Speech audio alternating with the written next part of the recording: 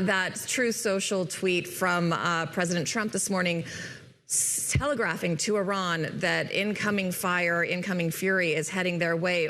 What is your reaction to both the language itself and to that kind of strategy, saying openly, this is what we're going to do, we're going to hit you? What is the president trying to do with that messaging?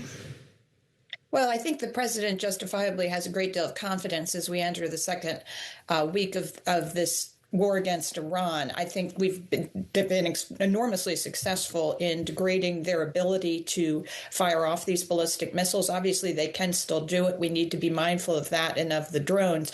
But our ability and that of our allies to intercept them has been pretty seamless. And I think he's also saying that with that kind of air superiority that we have demonstrated, we can now use non-stealth aircraft to bomb Iran. So the tempo of the bombing will pick up.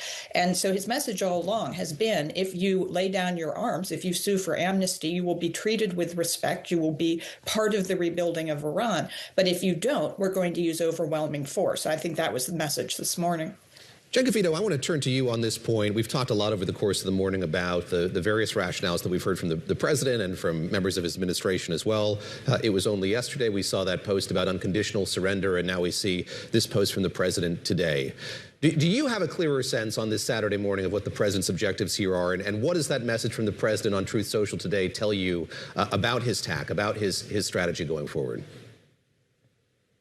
Thanks for having me. I think there is still a lot of mixed messaging coming out of this administration about what the objectives are. I think Victoria is absolutely right that if you frame things in an operational sense, then the very positive messaging about what's been achieved makes sense. But there continue, including yesterday with the president's Truth Social post as well, been suggestions that unconditional surrender, regime change actually remains on the table as an objective. And that is much different than the operational successes that we've seen, something that would, I think, draw the United States and Israel into a much longer term open-ended conflict with less quantifiable results, fewer metrics to measure success by. And so when I see these posts over the course of the last 24 hours, what it says to me is the administration has not yet settled on what exactly success is defined by. Victoria, I'm wondering, we've had a lot of talk about how the duration of this, how long it could go, whether or not Iran, one of the things that was in the negotiations to begin with was the supply of intermediate and short-range missiles, and that was never really something Iran was willing to go on the table with. But it is still unclear to a lot of analysts how many of those Iran has, how long they can last in this conflict. Iran is now saying, we're in it for the long haul. The U.S. is saying we are stocked up, we're ready to go. Do we have any idea what kind of capacity Iran has to continue fighting back at this tempo? And do we know, what is your assessment of their nuclear program following those strikes from the U.S. last summer, after which the president said their program has been destroyed? Do we know if that's true and if they were able to rebuild before this recent round of attacks? Well, I think we're learning a great deal more about their supplies of missiles, and we figured out that they've kept them in these so-called underground missile cities, which once you identify them are fairly easy to neutralize, and then you can just watch them. If they try to bring anything out, you can hit it.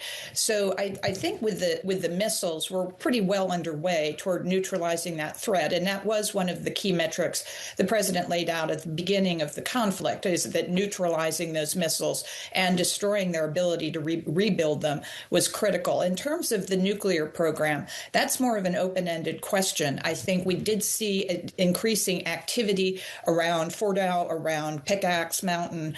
That's one of the things that I think got everyone's concerns up, that they were moving towards weaponization of that nuclear program. We know there are 800 pounds of enriched uranium. Some say 60%, some say closer to 80%. But either way, you can make a weapon out of that material, and that is unaccounted for. Apparently, the Iranians told Steve Witkoff and Jared Kushner they weren't willing to relinquish that. Again, that's something else that motivated this attack. So we have obviously the capacity, the heavy bombers to take care of those facilities.